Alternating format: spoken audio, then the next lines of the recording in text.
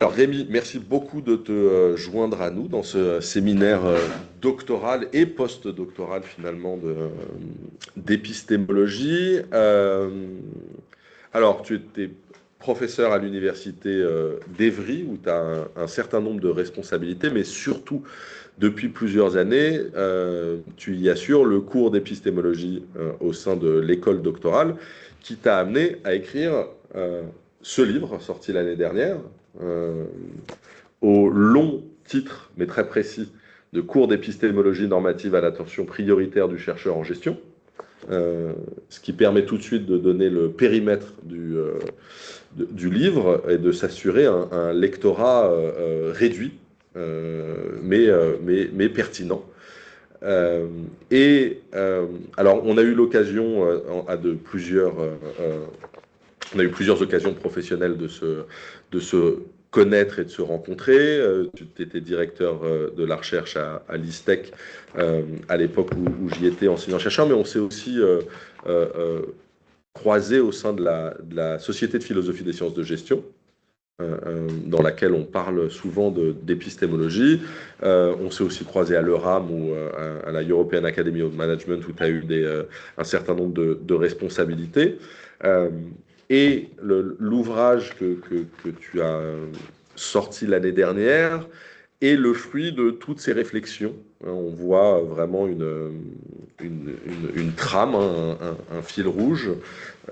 Et vraiment, ça n'est pas parce que tu es là que j'en fais l'éloge, mais parce qu'il y a éloge à faire que tu es là. C'est un bouquin dont on sent toute la qualité pédagogique. C'est pas une volonté d'écrire un bouquin d'épistémologie, c'est après avoir formulé toute une pensée dans un cours d'épistémologie, pourquoi pas en faire un livre, quelque Voilà, part. ouais, c'est ça. Euh, Mm. donc, j'ai quelques questions et réactions par rapport à un certain nombre de citations pour avoir la discussion. Mais pour commencer, qu'est-ce qui fait que cet ouvrage était un peu nécessaire? C'est-à-dire, pourquoi est-ce que tu penses qu'il y avait besoin de publier ce cours d'épistémologie normative à l'attention prioritaire du chercheur en gestion? En fait, c'est quand je lisais j'ai fait quelques dizaines de jurys de thèse, et à chaque fois que je lisais ces thèses, je voyais le passage épistémologie, et souvent je le trouvais un peu, bon, un peu du gâchis, quoi. C'est-à-dire qu'on sentait que c'était un peu la corvée pour le doctorant de parler d'épistémologie, alors qu'en fait, ça peut être tellement riche et ouvrir à tellement de choses pour sa recherche. Et il me semblait que les gens étaient enfermés dans des vieux stéréotypes d'il y a 30 ans sur des catégories dans lesquelles il faut absolument entrer et finalement, posaient pas les questions essentielles et qui permettent d'avancer.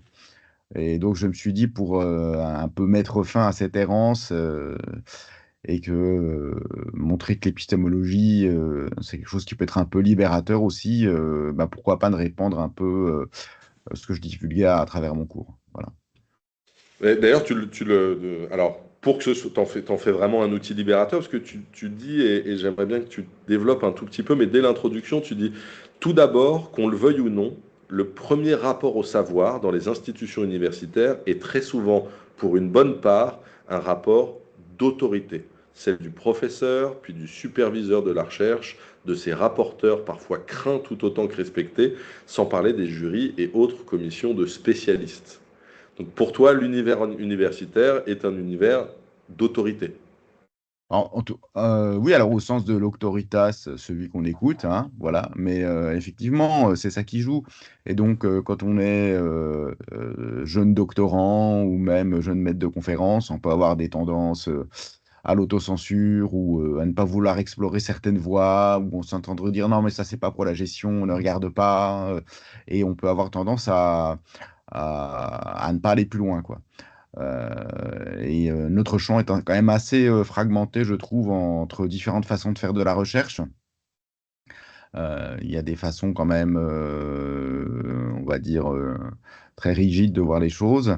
Et je me suis dit que ça pourrait offrir un peu un ballon d'oxygène, justement, aux personnes qui ont un peu du mal, peut-être, se sentent en rébellion, peut-être face à certaines injonctions, ou sentent bien qu'il faut aller un peu au-delà des évidences qu'on leur assène dans différents lieux.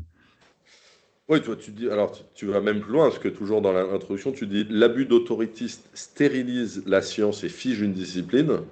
Et ce que tu caractérisais là par, et auquel j'adhère, hein, cette espèce d'injonction à rejoindre des camps, des ismes, tu dis n'est pas loin de l'imposture.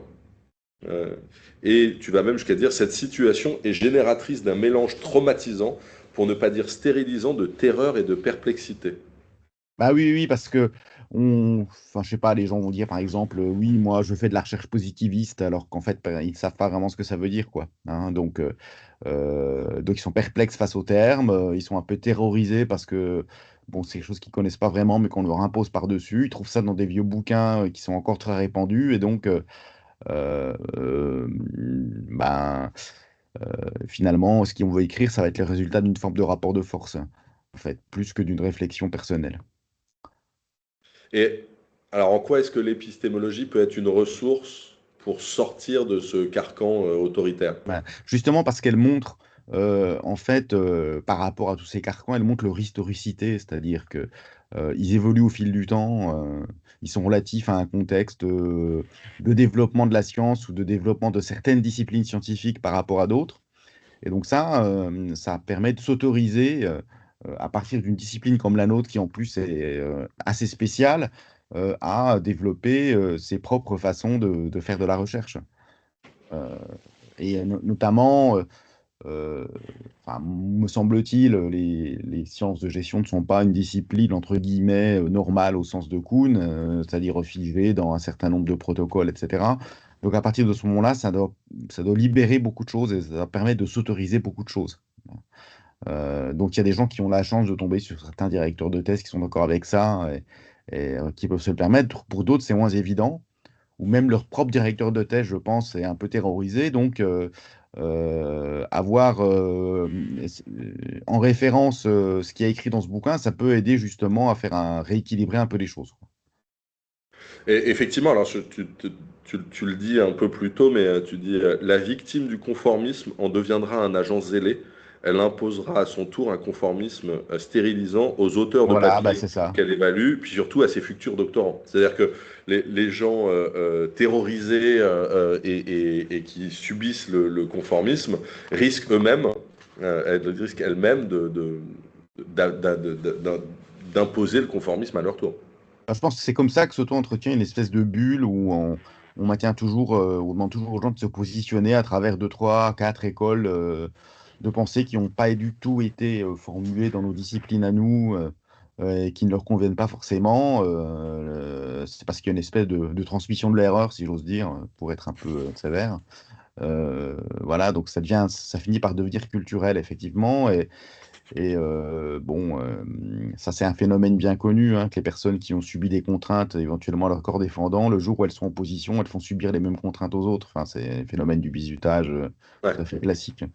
Donc, ou bien on voit bien les profs de maths en collège ou au lycée qui ont souffert pour devenir prof de maths, ils font souffrir leurs élèves à leur tour. Enfin, c'est un des problèmes de l'enseignement des maths en France. Bon, bah, bon, voilà, faudrait pas qu'on ait la même chose. Euh, Enfin, je crois qu'on a un peu la même chose en matière d'épistémologie. Tiens, voilà, il faut que tu fasses ça. Moi, je l'ai fait aussi en mon temps. Fais ton chapitre, puis voilà, quoi. Bon, c'est dommage, alors qu'il y a plein d'autres choses qu'on peut aller voir. Alors justement, là tu positionnes dans le livre l'épistémologie comme un moyen d'échapper à quatre grands pièges.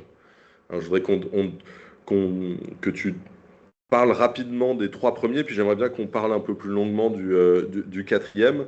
Mais donc le premier piège pour toi, c'est le piège doctrinal. Alors qu'est-ce que tu entends par ça?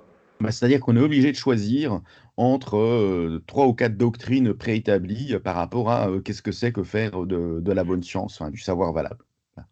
Et, euh, Dans les univers de doctrine, comme le disait Foucault, hein, sont connus pour être très fermés sur eux-mêmes et puis excommunier tous les individus un peu déviants. Voilà, donc quand vous devez savoir si vous êtes constructiviste ou pas, ou positiviste ou pas, à mon avis, on tombe un peu dans ce piège doctrinaire un peu figé par des termes qui ont été importés dans notre discipline il y a plus de 30 ans. il faut en sortir et se dire qu'on n'a pas forcément besoin de se positionner, en fait. Et on peut être tout à la fois, ou ni l'un ni l'autre. C'est pas important. Il y a des choses beaucoup plus importantes à regarder, donc que je signale en fin de chapitre.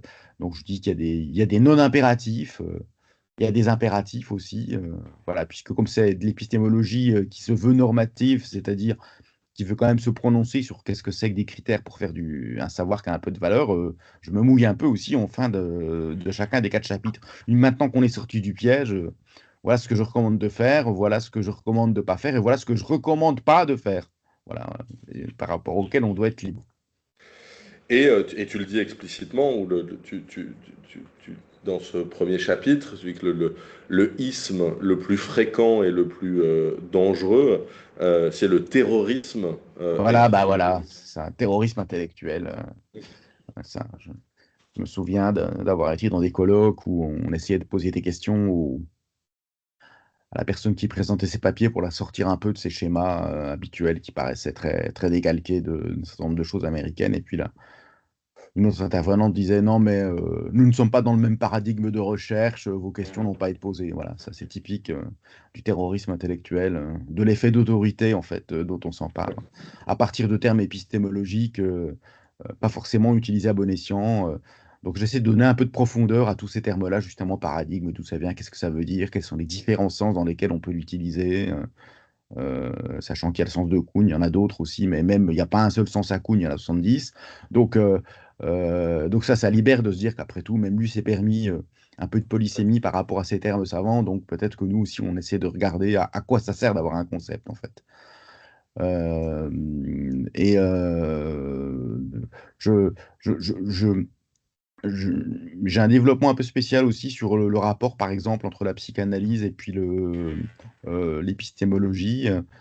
Parce qu'il me semble qu'il y a vraiment 2 camps dans notre discipline, quoi. Il y a ceux qui considèrent que de toute façon la psychanalyse, c'est une idéologie périmée un peu pipeau, ça sert à rien. Et puis d'autres, au contraire, qui sont dans la pratique, mais qui parfois peut-être suivent un peu aveuglément certains courants doctrinaires de la psychanalyse. J'essaie de remettre ça un peu à sa juste place. C'est un des exemples. Donc, c'est-à-dire que là, c'est une ressource potentielle qui est là, mais qu'il faut savoir utiliser de la bonne façon, hein. Ouais. Et c'est là où je trouve que l'ouvrage fait vraiment œuvre didactique régulièrement, c'est-à-dire que tu proposes des applications, des propres, tu mets en difficulté les affirmations précédentes sur un nouveau cas pour dire, bah voilà, si on prend le cas de la psychanalyse freudienne, voilà en quoi est-ce que ça met en difficulté telle et telle affirmation, voilà en quoi, et puis après t'en sers vers un pivot. Alors pour sortir tu utilises Wittgenstein mais voilà, du coup, on a une progression de la réflexion dans l'ouvrage qui, pour le coup, est pas doctrinaire. C'est-à-dire, il y a une mise en test des différentes idées progressivement. Qui me semble intéressante. Alors, le deuxième piège, donc le premier piège, c'est le piège doctrinal, le deuxième, c'est le piège mécaniste. Oui, alors là, ça consiste à penser que ce qu'on étudie finalement répond de manière un peu mécanique à des choses qu'on peut mettre en équation, puis il n'y a pas de poser à il y a pas à se poser de questions derrière, quoi, hein. Alors qu'en fait, il y a des vraies questions à se poser sur la notion ou pas de causalité dans les faits humains, la notion notamment de cause finale et de finalité qui est très importante puisque, après tout, on est face à des êtres qui ont des intentions. Donc il y a la notion d'intentionnalité qui est vraiment capitale quand on est face à l'humain. Euh, et si on oublie euh, qu'on est face à des personnes qui ont leur propre finalité, qui font elles-mêmes des raisonnements logiques à partir de ça, eh bien, on ramène tout à une espèce de mécanique informelle, pardon, pas informelle, une espèce de mécanique impersonnelle, et on tombe dans des idéologies parfois qui ont été le pire du XXe siècle pour essayer de comprendre l'humain, quoi. Ouais. Et c'est là Donc, où tu reviens sur les questions de cause, d'explication, de compréhension. Euh, voilà.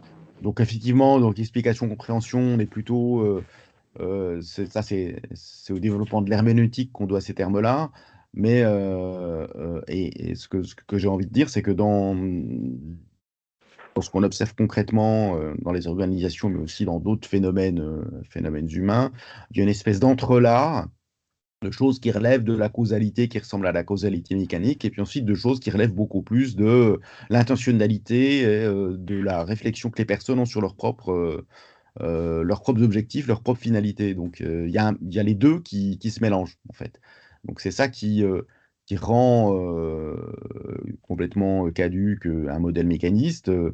Mais ça ne doit pas nous empêcher de nous dire que de temps en temps, oui, il y a des espèces de causes, de contraintes qui s'imposent de l'extérieur et qui jouent ce rôle-là. Mais ce sont des fragments, en fait, dans une espèce de pâte beaucoup plus empreinte d'intentionnalité, hein. Donc là, notamment, je fais allusion à un ouvrage célèbre de Raymond Boudon qui explique en fait un peu toutes sortes de comment on pourrait dire ça, d'axiomes, de groupes différents d'actions possibles des sciences sociales. Et il montre que euh, les idées de type marxiste, par exemple, ou autres, relèvent sont en fait euh, des formes dégradées des visions qui attribuent l'intention aux gens, en fait. Ouais, C'est ça ouais, qu'il faut retenir. C'est que quand on élimine l'intentionnalité, en fait, on appauvrit, on dégrade profondément la vision des choses, ouais. sa propre recherche. Et je crois que Et, c'est important de le voir comme ça.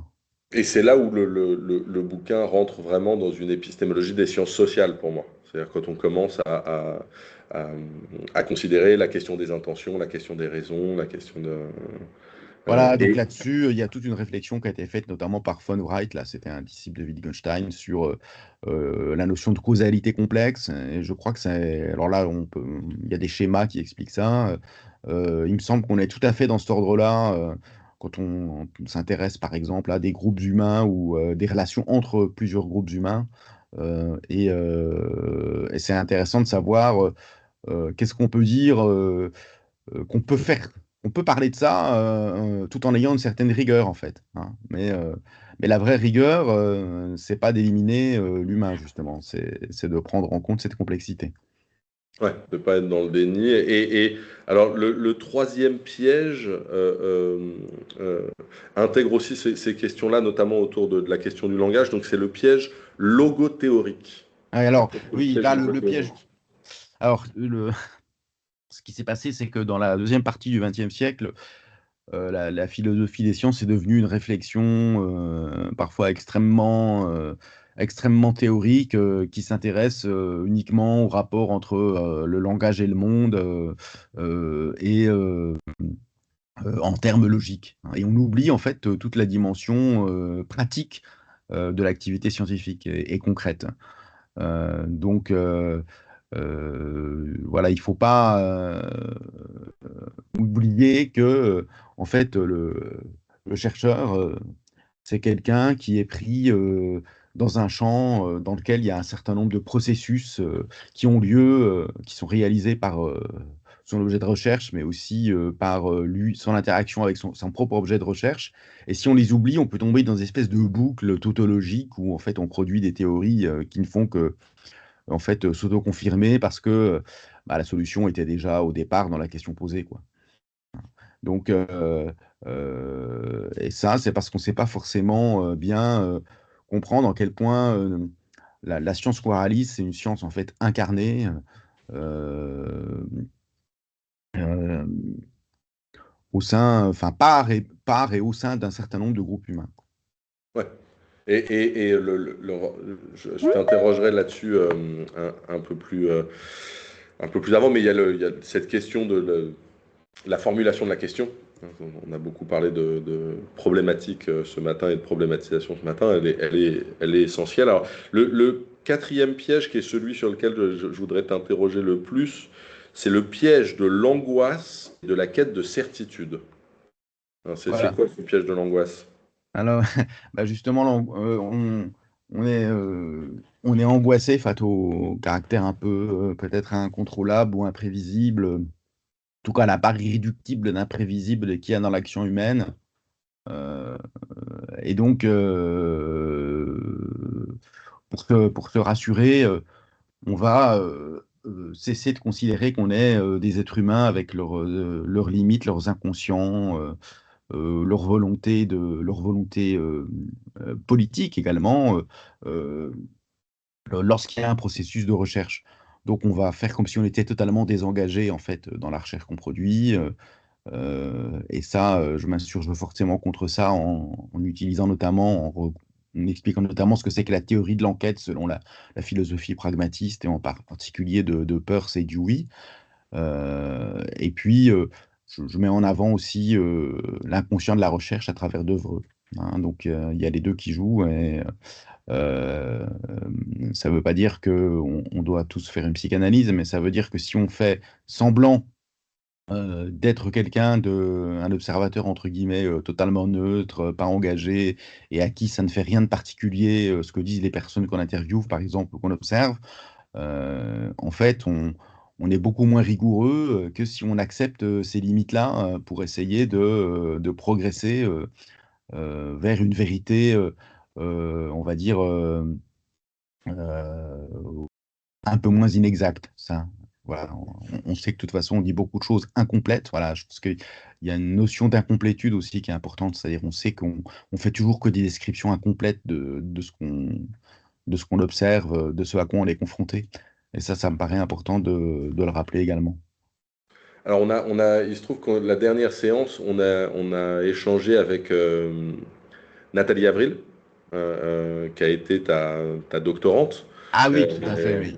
et on a bien vu en quoi est-ce que d'utiliser Devreux pour interroger ses propres projections, sa position personnelle, mais aussi affective, émotionnelle, face au sujet, pouvait être riche dans les analyses et dans les réflexions. Donc, on a bien vu avec elle que ça a amené une réflexivité intéressante. Toi, pour sortir du piège de l'angoisse et de la quête de certitude, tu dis il faut assumer son statut d'enquêteur avec ses limites et sa propre opacité.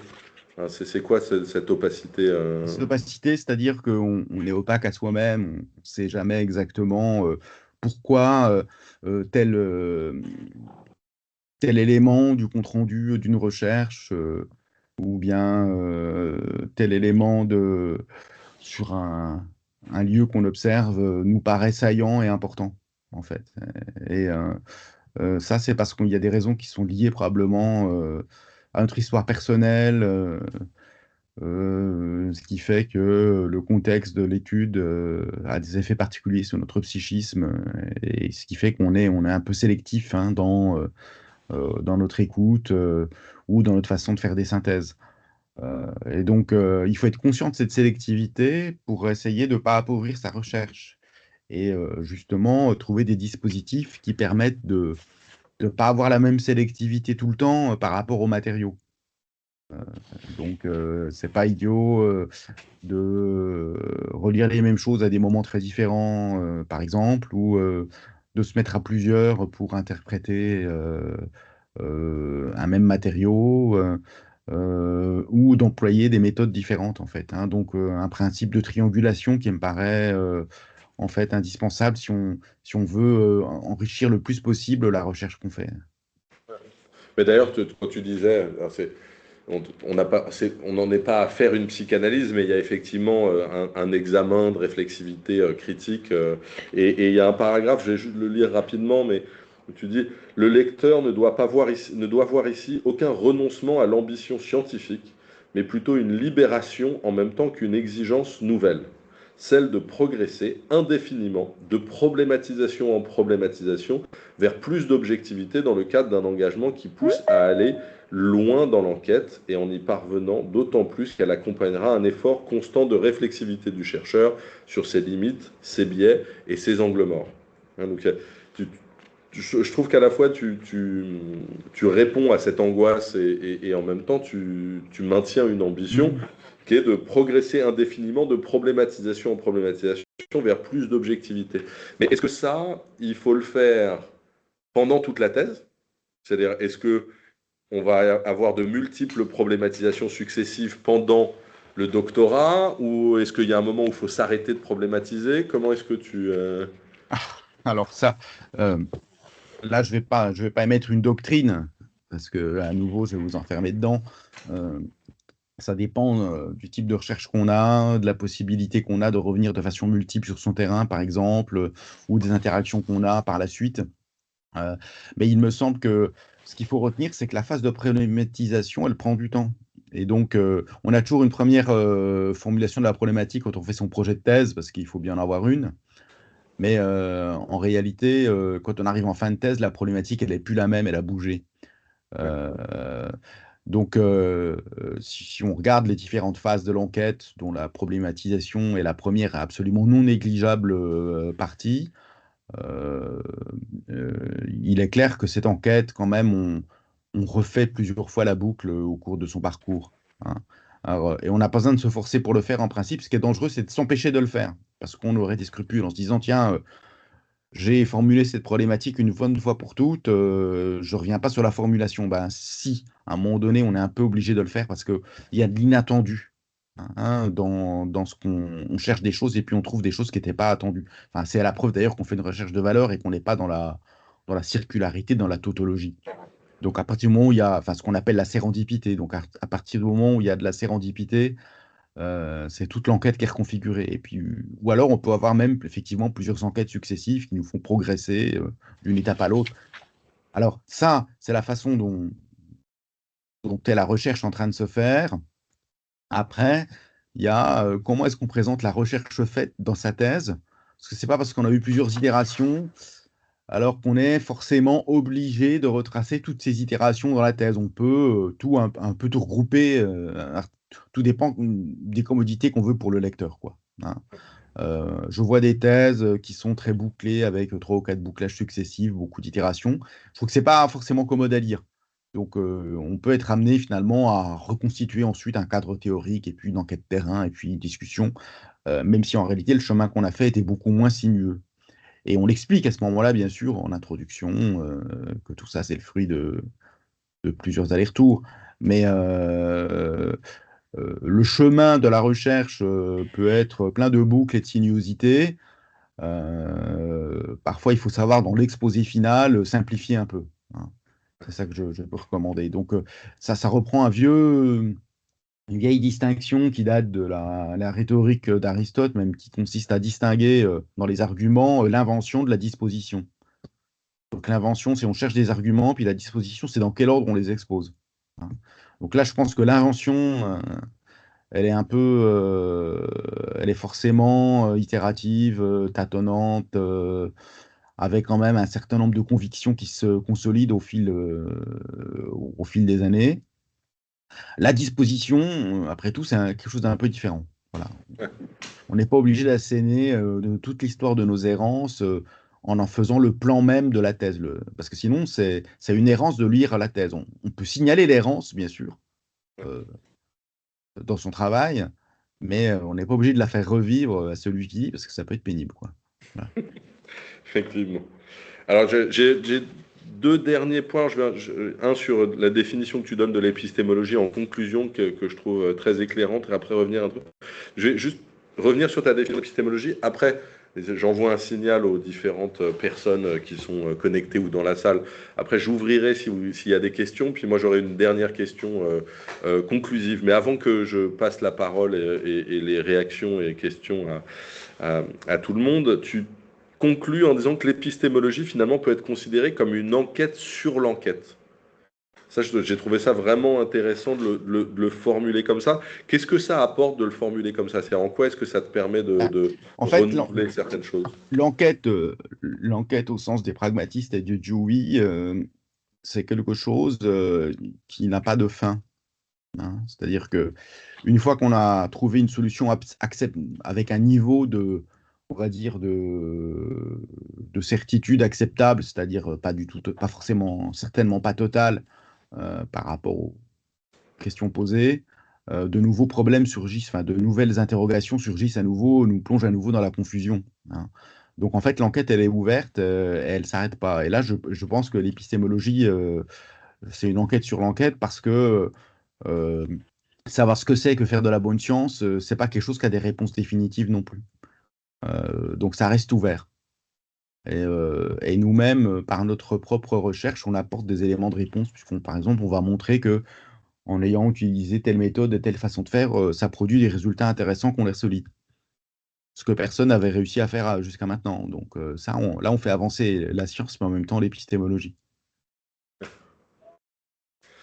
Alors, avant de poser ma dernière question, est-ce qu'il y a des questions, réactions, spasmes euh, Spasme.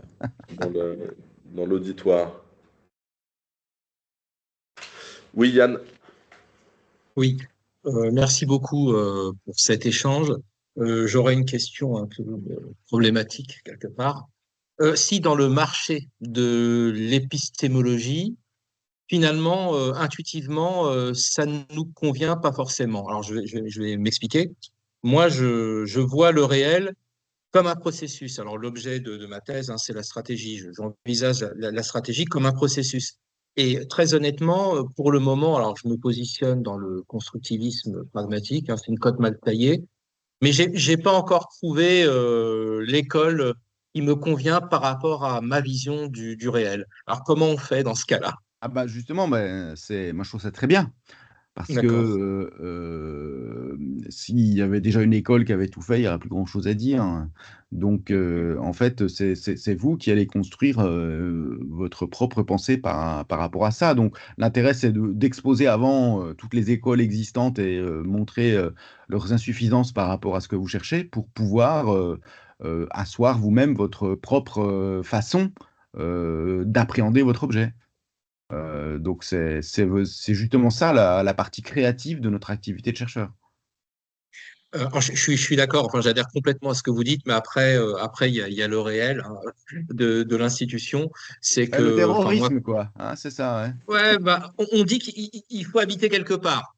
Il faut absolument habiter quelque part, être dans une case. Vous voyez, voilà. Oui, mais ça, faites lire le livre à votre directeur de thèse, et puis voilà, comme ça, J'en ai très ouvert d'esprit, j'ai cette chance-là, donc ça, il n'y a pas de souci. voilà. Non, mais je pense il faut qu'il y ait un peu un changement d'époque en matière d'épistémologie, des sciences de gestion, là où, en tout cas pour le côté normatif, les D'accord. choses sont trop figées depuis trop longtemps et les gens ne sont pas up to date, hein. Donc, c'est ça Mhm. aussi, c'est pour ça aussi que les choses sont un peu fermées. Voilà.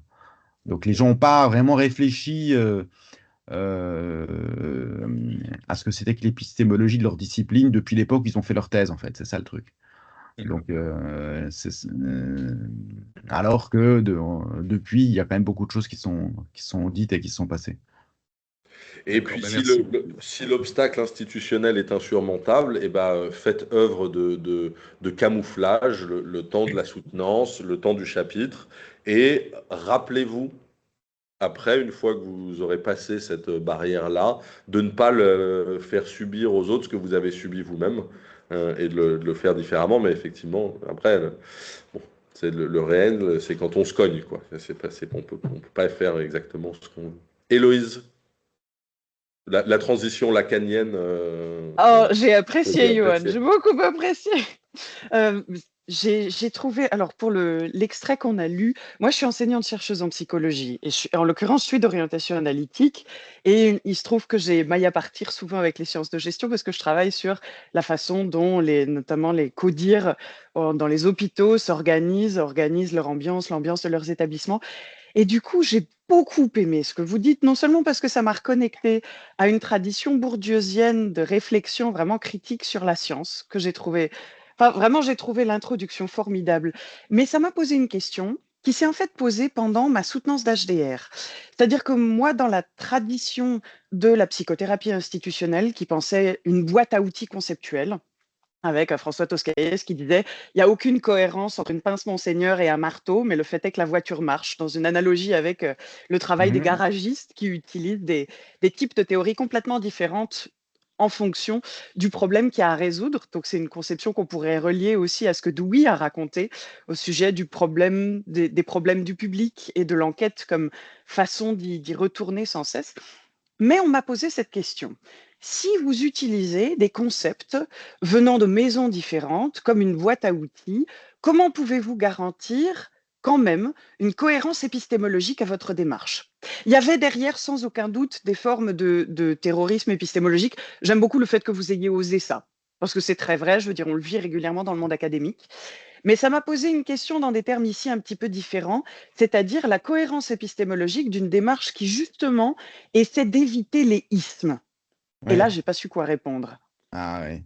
Alors, enfin, pour moi, l'élément de réponse, c'est qu'en fait, euh, par rapport à toutes les maisons dans lesquelles vous allez puiser des outils, vous avez des distanciations différentes, en fait. Et c'est ces efforts de distanciation qui vous permettent à vous de créer votre tout cohérent, hein. Et on revient à l'argument que vous disiez au départ, les maisons n'ont rien à voir entre elles, mais ce qui compte, c'est pas les maisons, c'est pas l'échafaudage, en quelque sorte, c'est l'édifice que moi je construis. Donc, il n'y a pas un décalque strict entre l'épistémologie d'une source qu'on emploie et puis notre épistémologie à nous. Pour ça, il faut distanciation, réflexivité, en fait. C'est ça qui permet de situer, en fait, de resituer à chaque fois ce qu'on emprunte. Mais ce qui est vraiment intéressant dans ce que vous dites, c'est que j'entends là une, comment dire, une forme de référence que moi j'attribue à la psychanalyse, qui était ce que Lacan disait du positionnement de l'analyste, qui a été vachement mal compris souvent, c'est-à-dire l'analyste s'autorise de lui-même et de quelques autres. C'est quand même très intéressant parce que ça, c'est une position qui rend très difficile le fait de faire école, qui justement, et je trouve ça très bien, qui fait s'écrouler en fait la façon dont on voit les écoles comme des sortes de grandes chapelles qui seraient garantes de la validité, puisque la validité de la science qu'on fait repose, en tout cas c'est la façon dont j'entends votre propos, sur la manière dont nous, en tant que chercheurs, on peut être réflexif et introduire justement des distanciations différentes à différentes épistémologies. Je veux bien croire que quand on est doctorant, ce soit pas aisé, mais je trouve que c'est très heuristique, très stimulant, une fois que voilà, Hmm. on est arrivé à un moment où on peut plus trop se faire débouter. Quoique je vous avoue que pendant ma propre soutenance d'HDR, j'ai passé quelques moments un peu sportifs quand même, justement de Oui, ce mais fait-là d'ailleurs. ça fait partie de l'exercice du rituel de vous chahuter un peu aussi. Donc il fallait bien trouver les questions, essayer de vous coincer quelque part, hein. Mais oui, alors je trouve que dans notre discipline, c'est particulièrement dangereux de. Elle n'est pas, contrairement à d'autres disciplines de sciences humaines, séparée en chapelles étanches, au sein desquelles on est obligé de suivre une doctrine, et j'ai envie que ça reste comme ça. Donc on est un peu aidé parce que les phénomènes qu'on étudie n'ont pas une énorme pérennité. Donc, il y a pas tant que ça d'invariants qui durent depuis le début de notre discipline, en fait. Donc, ça fait qu'on est obligé à chaque fois un peu de se remettre en cause théoriquement. Donc, ça nous aide à nous. C'est pour ça que je dis on ne peut pas être une espèce de science normale, qui aurait son paradigme bien défini, ou qui serait divisé en deux ou trois paradigmes, etc. Ça bouge trop. Parce que la vérité d'aujourd'hui sur les organisations, elle ne peut pas être la même qu'il y a 30 ans, et peut-être même qu'il y a 10 ans, tellement notre objet est, est- est mouvant. Donc il y a des choses qui ont été dites il y a 30 ans qu'on peut réutiliser avec la bonne distanciation. Mais c'est ça qui empêche les choses. Alors, il me semble que, en revanche, quand on est en sociologie, par exemple, le paysage est beaucoup plus fragmenté en chapelles un peu étanches dans lesquelles il faut se conformer. Je ne sais pas si c'est le cas de la psychologie, mais bon, en management, en tout cas, jusqu'à maintenant, on y a échappé et pourvu que ça dure. Ça donne Juste à penser, merci beaucoup. pour insister un petit peu sur dans la réponse de Rémi, il y a surtout un rejet du dogmatisme, c'est-à-dire que oui, on peut essayer de mobiliser des objets venant d'écoles différentes, et le dogmatisme, ça serait de tout de suite dire ça n'est pas acceptable parce que les écoles sont les écoles et sortir de l'école, sortir du dogme est interdit. Mais l'appel, et ça traverse l'ouvrage de Rémi, ce qu'il faut faire, c'est tout de même un travail épistémologique ambitieux, rigoureux, de mise en cohérence. C'est-à-dire que si on est à l'intérieur d'une même école, bon, bah, on articule des choses qui sont déjà compatibles et articulées, puisque c'est à l'intérieur d'une même école, on ne le fait pas forcément avec dogmatisme, dont acte. Si on veut emprunter à plusieurs écoles, on n'a plus la garantie de cohérence épistémologique de l'unité de l'école. Ce qui veut dire que la cohérence épistémologique, elle est à fournir. Donc c'est à nous de faire le travail. Là où il y a un rejet du dogmatisme que je partage et qu'on a aussi vu par exemple avec Shahrazad Abdallah il y a 2 séances, on s'autorise à le faire, mais ça ne veut pas dire qu'on s'autorise tout et n'importe quoi. Mais ça veut dire qu'on engage sa propre responsabilité, on assume ses connexions et on est capable de les défendre, de les soutenir. Alors je vais encore laisser, si on a encore un petit peu de temps, donc s'il y a d'autres questions, j'étais en train de faire la transition vers ma propre question de clôture, mais est-ce qu'il y a d'autres questions ou réactions dans les salles, physiques ou virtuelles?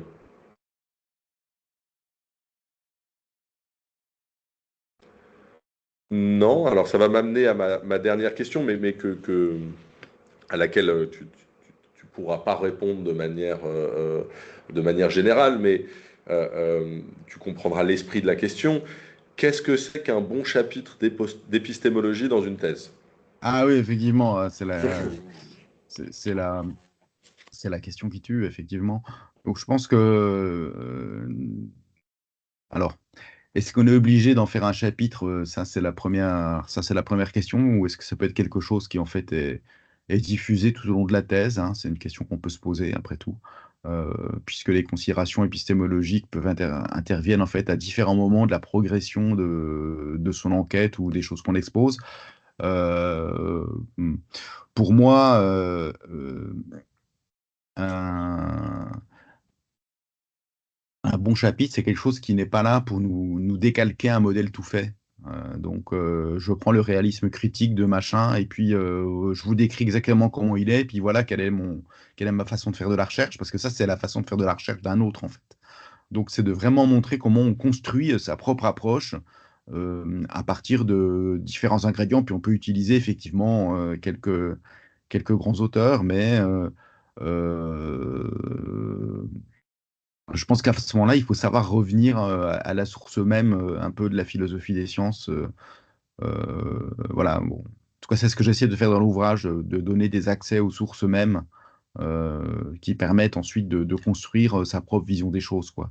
Donc, et pas forcément se mettre dans des cases, mais dire voilà la manière dont nous on cherche la vérité, voilà comment notre enquête est construite, voilà les zones.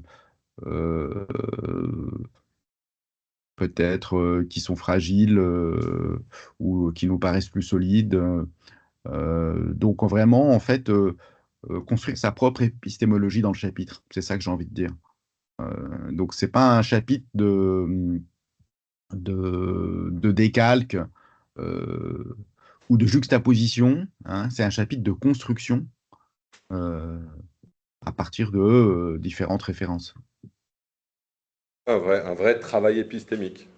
Réflexivité critique, assumer les liens Voilà, continuels. donc à mon avis, c'est pas celui qu'on écrit en premier, quoi. Oui. Mais il faudrait presque que C'est ce ça soit qu'il en faut se dire. annexe.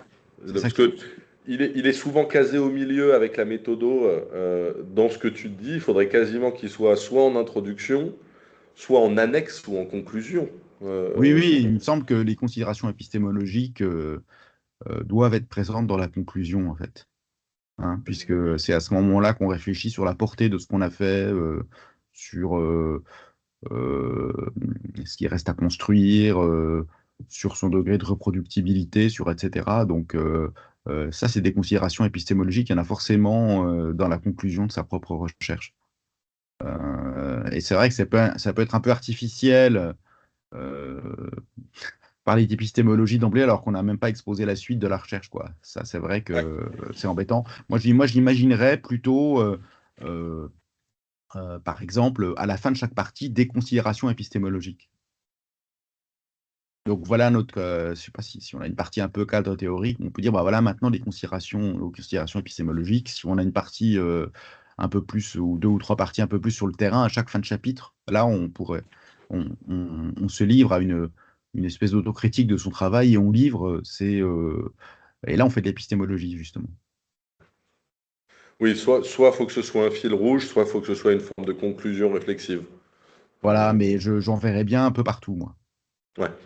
Voilà, donc le chapitre épistémologie, du coup, consiste à dire, écoutez, nous avons au cours de cette thèse rencontré un certain nombre de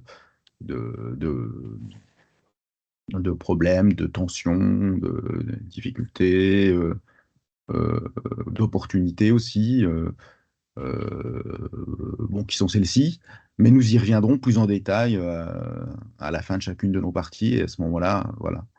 Il me semble que comme c'est une enquête sur l'enquête, c'est mieux d'avoir exposé l'enquête d'abord avant de faire l'enquête sur l'enquête, quoi. C'est ça l'idée, hein. Alors, juste, juste avant de te donner la parole, Yann, il y avait une suggestion d'Antoine dans la discussion qui disait que dans le fil de discussion, qu'il y avait des considérations épistémologiques intéressantes dans le Handbook of Process Organization Studies, qui est un bouquin chez Sage. Alors, il se trouve, je ne l'ai pas lu, mais vu qu'il a été coordonné par Anne Langlais et Harry Tsoukas, qui sont des personnes en sciences de gestion internationale ont vraiment développé des réflexions épistémologiques. Ça ne serait pas étonnant que ça ait une place intéressante dans l'ouvrage. Voilà, il y a des réflexions sur ces questions-là. Yann, une question ou réaction? Oui, en fait, je vous pose la question finalement à tous les deux. Vous siégez pas mal dans des jurys de thèse, hein, par la force des choses. Et est-ce que vous considérez objectivement qu'en règle générale, alors je parle des sciences de gestion, ce que je connais un petit peu, est-ce que ce chapitre, cette partie sur l'épistémologie est négligée, bâclée ou par les doctorants en règle générale? Comment En, gé- vous... En général, ça paraît être la corvée à laquelle on a obligé le doctorant à se livrer, quoi. C'est ça le truc. Et elle est souvent située avant la méthodo, dans une espèce de logique descendante. D'abord l'épistémologie, ensuite la méthodologie, euh, comme si on choisissait d'abord son cadre épistémologique avant de faire de la recherche, alors que moi, il me semble que c'est plutôt quelque chose qui émerge, en fait. C'est des interrogations qui émergent au fur et à mesure qu'on avance dans sa recherche. C'est pour ça que je serais pour quelque chose sur l'épistémologie d'extrêmement bref, et ensuite plutôt des considérations épistémologiques qui apparaissent explicitement D'accord, 2 ou 3 fois dans la suite de la thèse, quoi, voire 3 ou 4 fois. d'accord. Très original. Je réserve ma réponse pour la conclusion du séminaire dans 5 minutes. Et d'abord, Merci. est-ce qu'il y a d'autres questions ou réactions?